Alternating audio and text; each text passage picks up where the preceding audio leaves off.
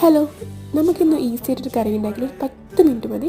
ആദ്യം നമുക്ക് ഒരു തക്കാളി, ഒരു സവാള, 3-4 പച്ചമുളക്, 3 മുരിങ്ങാക്ക, ഒരു മീഡിയം സൈസാണ്, പിന്നെ ഒരു ചെറിയ പച്ചമാങ്ങ, ഇതെല്ലാം മുറിച്ചിട്ട് നമ്മൾ ഉണ്ടാക്കാൻ പോകുന്ന പാത്രത്തിലേക്ക് ഇട്ട് കൊടുക്കാം. പിന്നെ നമ്മൾ വൃത്തിയാക്കി കഴുകി വെച്ച ഉണക്കച്ചെമ്മീനും 1/4 ടീസ്പൂൺ മഞ്ഞൾപ്പൊടി, 1 ടീസ്പൂൺ മുളക് പൊടി.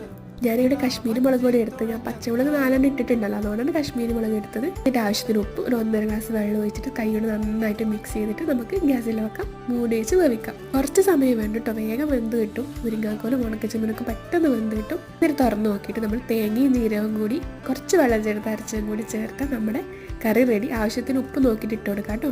ഇനി നമുക്ക് അതിലേക്ക് വറുത്തിട്ട് കൊടുക്കണം. എണ്ണ ചൂടാക്കി കടുക് പൊട്ടിച്ച് കറിവേപ്പിലയും കൂടി ഇട്ടാൽ നമ്മുടെ കറി റെഡി. സിമ്പിളായിട്ട് ഉണ്ടാക്കാം. 10 മിനിറ്റ് മതി, ധാരാളമാണ്. നല്ല ടേസ്റ്റ് ആട്ടോ ചോറിൻ്റെ കൂടെ. മുരിങ്ങാക്കോലും ഉണക്കച്ചെമ്മീൻ കറി അടിപൊളി കോംബോ ആണ്. നിങ്ങൾ എന്തായാലും ട്രൈ ചെയ്ത് നോക്കണം. അപ്പം അത്രയേ ഉള്ളൂ. Thank you.